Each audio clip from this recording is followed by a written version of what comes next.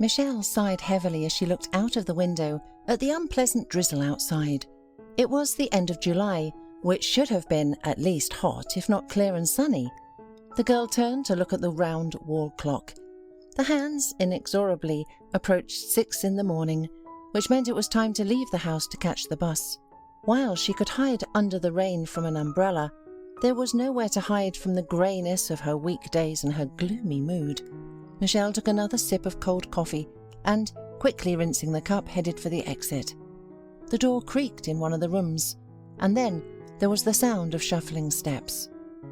"Michelle, are you leaving already?"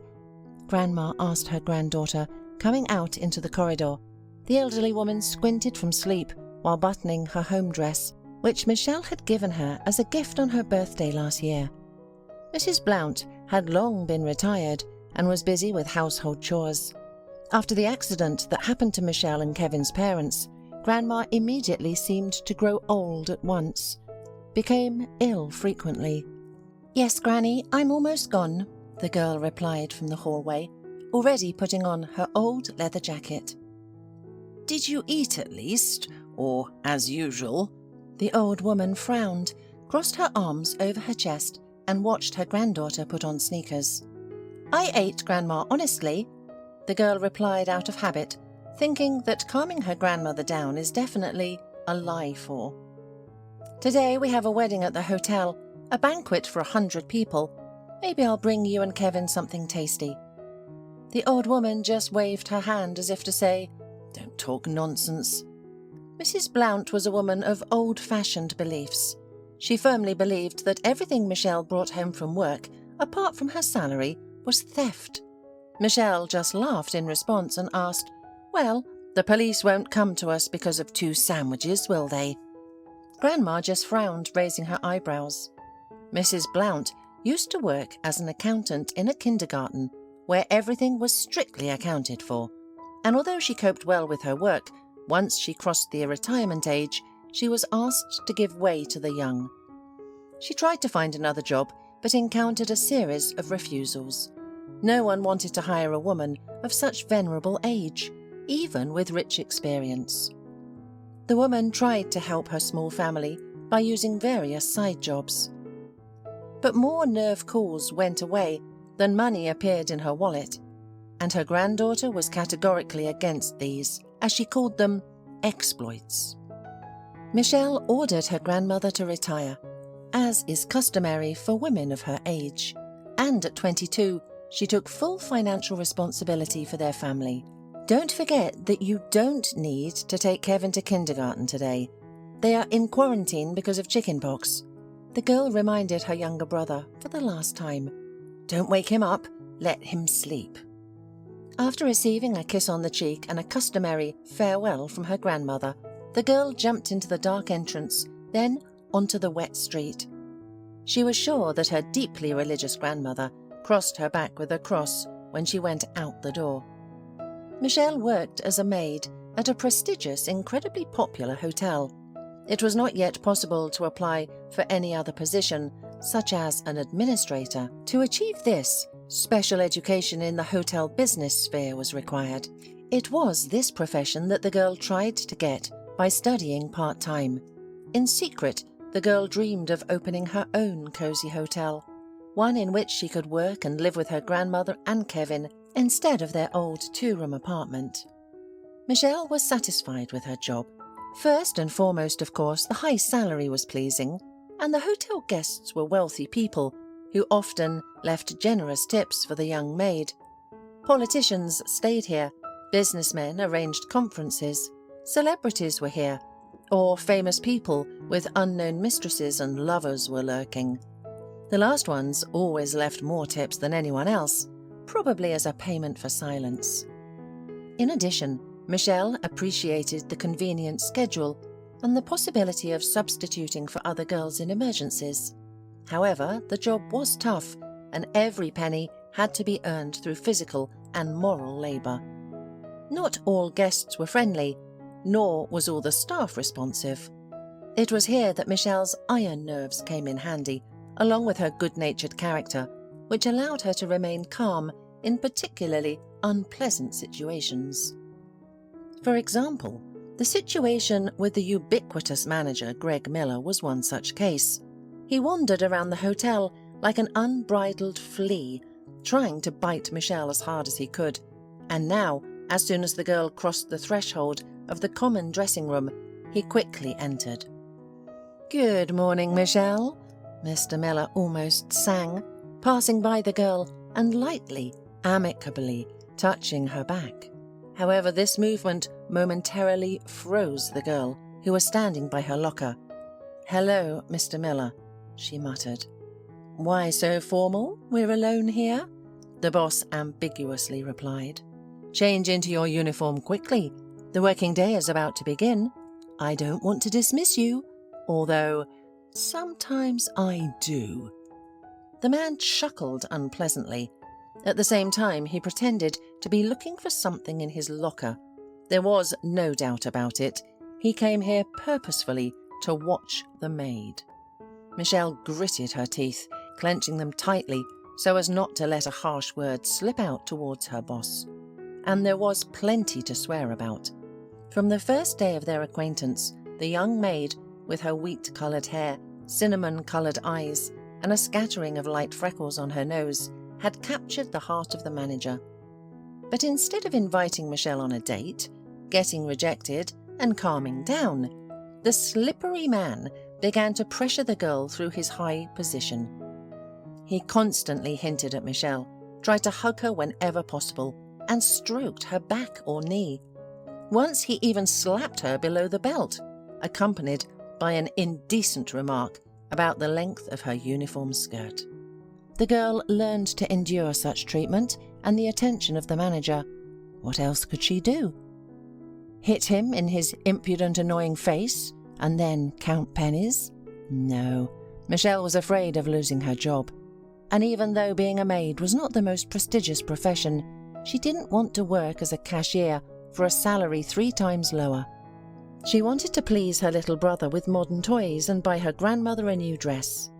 Furthermore, Michelle was afraid of being judged by her colleagues if she publicized the situation, because, as usual, how does it go? The man is not to blame for anything. If a man hits on a woman, it means she's guilty of it and has apparently shown her easy availability. Once Michelle tried to cool the boss's ardour. In response to a crude hint that he wanted to keep Michelle after work and check whether she had made the bed in the hotel's luxury suite properly, the girl said, "Mr. Miller, I'm not interested in that. I have no time or desire for a relationship." "But I'm not offering you a relationship," the man replied, not at all flustered. "We're adults, Michelle, and I would like to have a close colleague. Believe me, it's good for you too. Who knows, maybe the administrator's position will soon become available. I'll help you.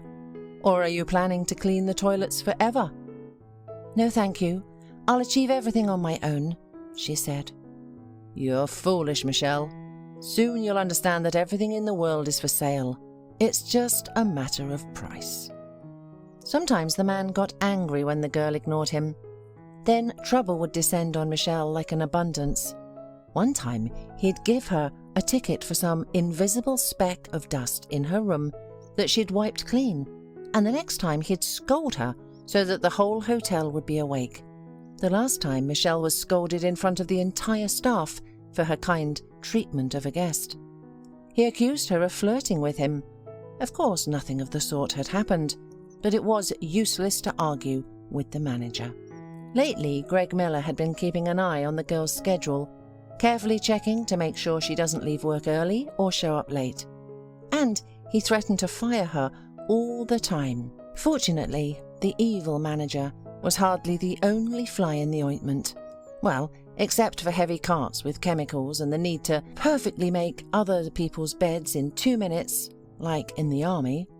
Hurriedly changing and trying to ignore the fact that Greg's predatory gaze was crawling on her back like a spider, the girl rushed out of the room. She was immediately seized by the routine of work, and time flew by swiftly. She didn't have time to look back when it was time for lunch. The staff was also fed deliciously here. Soup, main course, and coffee, as it should be. The girl was finishing her lunch when she was called. "Michelle, the receptionist called, peering into the kitchen. "Will you check how the new girl cleaned up around the open pool? There was a party there yesterday, and I have to meet a guest now. It's getting sunny outside, and people might go to relax and find something inappropriate over there." "No problem," Michelle nodded. There were 2 pools at the hotel, an outdoor one and an indoor one. Yesterday there was a Hawaiian-themed party at the first one. Happy guests left behind bright leis, as well as half coconut and pineapple shells, which were used as cocktails. Approaching the pool, Michelle noticed that the sun was indeed reluctantly appearing in the sky. The weather in their area was changeable. The girl managed to go outside, looking for traces of revelry, when she heard a strange sound. She turned in its direction at the moment when a little boy had already approached the edge of the pool. He was on his knees, reaching for something drifting in the water. Michelle realized that the Hawaiian lei made of red flowers, lying on the water, had attracted the kid. The girl hurried to the child and was about to shout to him that it was dangerous, but she didn't have time.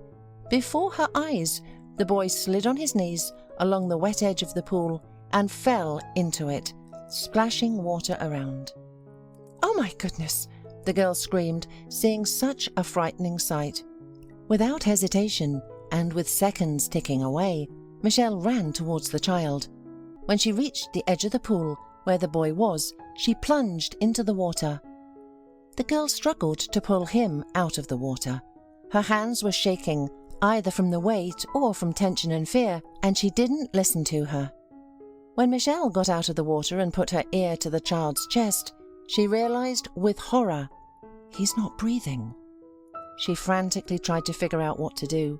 She started shouting for help, but people could be drawn to the pool only by the sun and music, not by someone else's screams. The lessons on first aid for drowning seemed like a thing of the past. She didn't understand what to do. Should she run for help? But time was probably running out. The girl pulled herself together and, trying to stop the sobs that were bursting out of her chest, began pressing on the boy's chest, pumping water out of his lungs. Then Michelle started using artificial respiration. She forgot about everything, focusing only on one thing: saving the child's life. And the miracle that the girl had prayed for inside herself happened. The boy began to spit out water. The child's eyes opened, clear and blue as the sky. He looked at the girl in fright. Coming to his senses, the boy began to breathe spasmodically, and then he cried loudly. Michelle, to her shame, also burst into tears, only from joy and relief. "It's okay now, it's okay now," she said through her own tears, hugging and trying to calm the child. The ambulance called by the staff arrived quickly. The child was taken to the hospital, but for Michelle, who had not yet recovered from the shock, the terrible surprises did not end there. "What is this?" Greg burst into the staff lounge, breathing fury. Michelle trembled with fear when she saw the manager, even though the workday had ended and she was already in her own clothes. Trying to calm down, she sipped the chamomile and lemon balm tea that her friend the bartender had kindly prepared for her. "Is something wrong, Mr. Miller?" the girl asked, clasping her fingers tightly around the cup. "Where are you going, Michelle?" "Home? The workday is over," Michelle replied. "Oh, really? And do you think you did a good job? Why do I pay you, Michelle? To be told off for some brat who wanders around all over the place?" The girl understood the reason for her boss's anger. The owner of the entire hotel chain, Mr. Keshawarse, had decided to visit them and check the staff's work on this very day, when a tragedy had almost occurred at the hotel. And judging by what the observant Claire had overheard, he was very unhappy with how things were going in his hotel. He rebuked the manager for his careless attitude towards work, including towards the pool, where staff were supposed to be present. But Greg had occupied everyone with his personal orders. Michelle did not feel sorry for the manager, nor did she feel any joy. She felt a strange emptiness from the stress she had just experienced.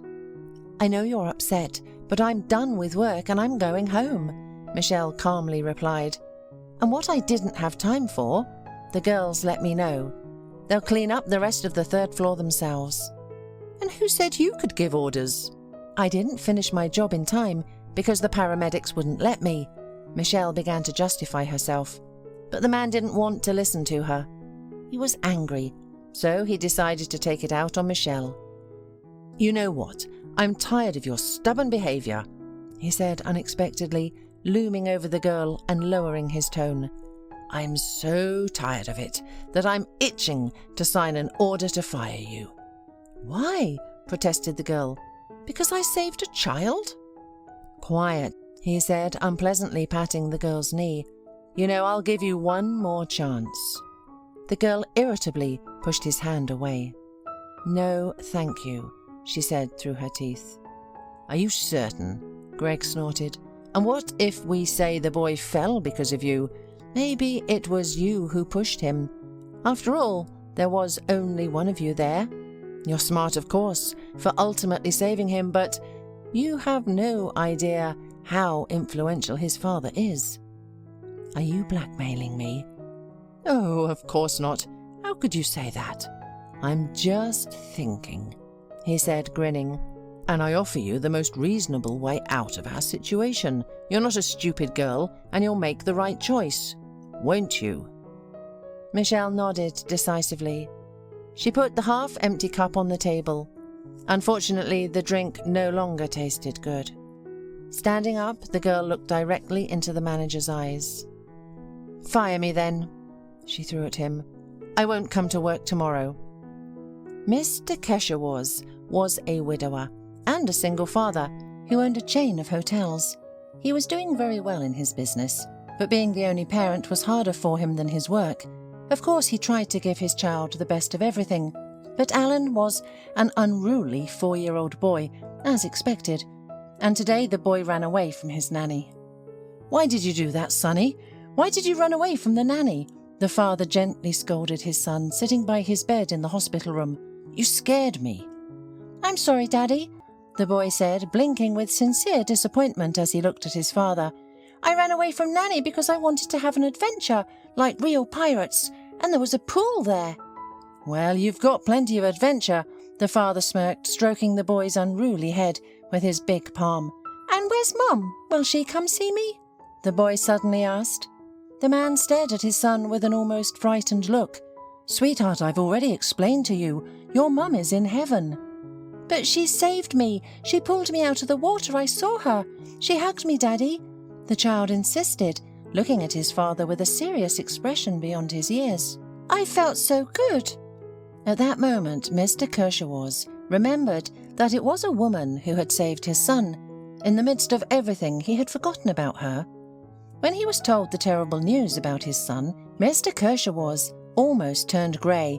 Just 3 years ago, Mr. Keshawaz lost his wife and was terrified of losing his son. He had no time for gratitude or politeness. However, the doctors said that if it hadn't been for that woman, they wouldn't have been able to save Alan. The man made a mental note that he must express his endless gratitude to the woman and buy her something. Flowers or chocolates, perhaps. It had been a long time since he had spoken to a woman. He had even lost the skill. Besides his business and Alan, he had no time for anything else. Said and done. The next morning, without delay, Mr. Keshawaz arrived at the hotel.